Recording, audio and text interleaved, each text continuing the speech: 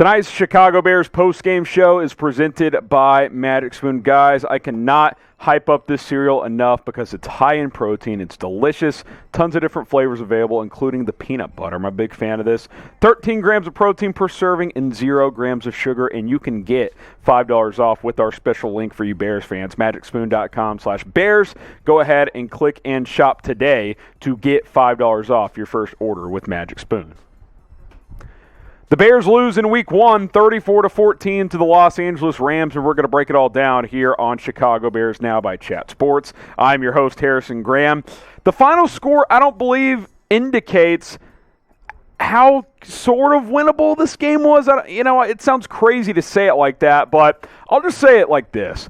The Bears had opportunities. You go back all the way to the first drive. They drive at the length of the field. David Montgomery busts a long run. You get down inside the 10-yard line. 3rd and 1, Cole Kmet false start. 3rd and 6, Andy Dalton tip ball picked in the end zone.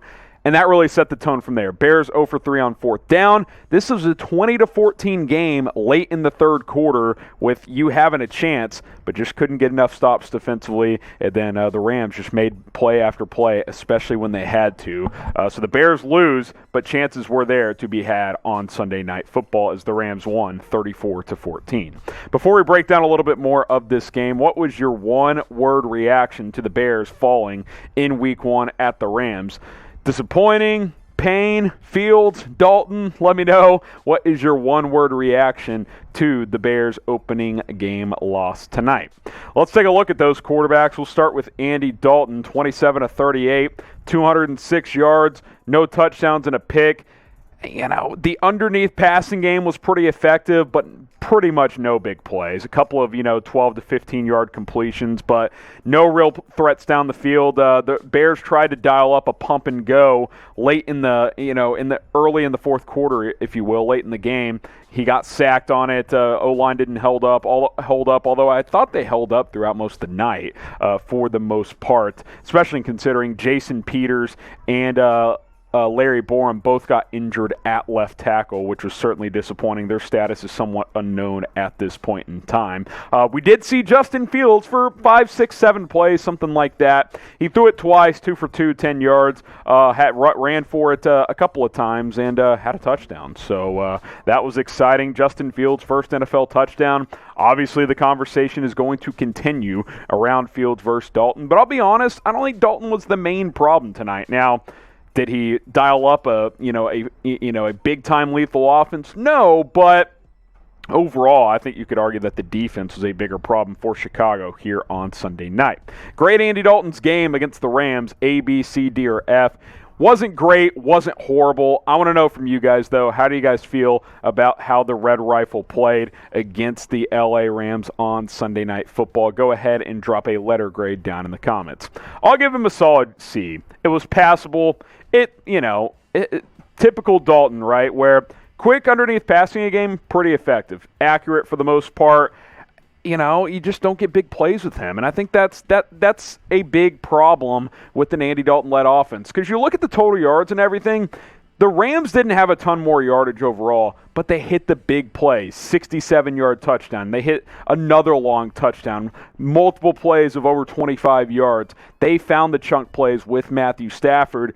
That wasn't there with the Bears. David Montgomery busted a couple of nice runs, but overall, you're just not getting these 20, 25-yard gashes with this Bears offense right now. Now, it's one game, and methodically, I thought the Bears moved it pretty well, and honestly, I thought Matt Nagy called a pretty good game for Andy Dalton, but C grade overall, 14 points obviously is not going to be enough to beat a team like the LA Rams. Today's presenting sponsor is Magic Spoon. Appreciate those guys for showing out, showing love, and sponsoring tonight's live show, watch party, and our post-game show, and you can get $5 off this Magic Spoon cereal at magicspoon.com/Bears. Try out all their different flavors. The protein is fantastic with 13 grams per serving, only 4 grams of net carbs, and yes, 0 grams of sugar. That is not a typo, 0 grams of sugar. I've gotten back in the cereal and in the breakfast game with Magic Spoon. You can as well. Try it today at magicspoon.com/Bears. Get $5 off your first order. Grab a box, grab 4 boxes. boxes, try their different flavors. I am a big fan of their cereal, including the peanut butter flavor. So go ahead and check those guys out. Okay, let's talk injuries. Jason Peters left with a quad injury. He was questionable to return. He looked okay on the sideline, so I'm hopeful this isn't super serious. I thought he played over pretty well for the most part. Did get beat on a critical fourth down, which led to a strip sack of Andy Dalton, so that was disappointing. But picked up a couple of key blindside blocks, which I thought was impressive for considering him at his age. But what does 39 years old show you? He can get banged up. He left with an injury, so obviously that was not ideal. Larry Borom, the backup left tackle, the rookie out of Missouri, he also left with an injury. He left with an ankle. He was doubtful to return, and he did not. Limped off the field. Didn't look, again, super serious. Hopefully it's like a minor sprain or a tweak, and it's nothing long-term, but obviously, this is not ideal. I mean, you're down your top two left tackles right now. Hopefully they get back, at least one of them, for the game against Cincinnati next week. But this offensive line already has, some question marks, albeit I thought they held up pretty well against Aaron Donald and the Rams tonight overall. Can't really complain about the offensive line's play overall,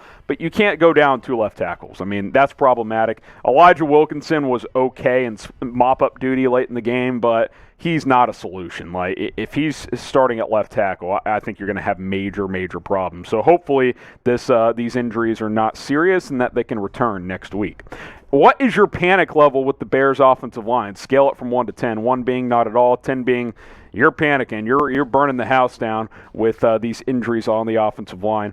I'm at like a 5 or 6. Let's see what Nagy says in the post game. Let's see what the the X-rays or whatever show us after the game, if there are any. But obviously, it is not an ideal situation. Help us reach 32,000 subscribers here on Chicago Bears Now. We're just over 100 away. We can get there with your help ASAP, maybe even tonight. So check the link below, youtube.com/Bears Now. Obviously a disappointing game here on Sunday Night Football, but we're going to have you guys covered with videos every single day throughout the entire Chicago Bears season. So subscribe and join us every single day for more Bears videos.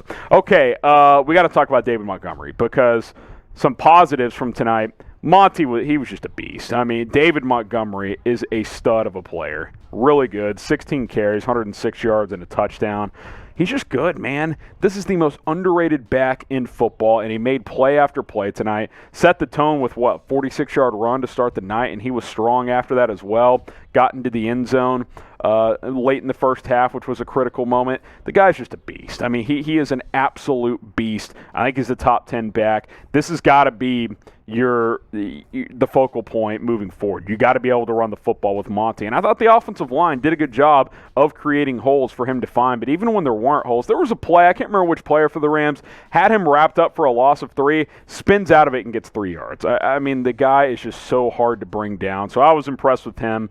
I think you got to get him more carries moving forward. Who was the Bears MVP versus the Rams? Obviously, when you get beat by 20, there's not going to be that many. But I want to know from you guys, who do you believe the Bears MVP was? My MVP, very simple, David Montgomery. I mean, he was the best player for the Bears tonight. And honestly, it wasn't really that close. It just was not that close, considering Andy Dalton was just okay. The defense, which we'll talk about more here in just a second, was not good. So David Montgomery was my MVP. What say you? Let us know down in the comments. Let's talk about the defense because, yikes. Guys, Eddie Jackson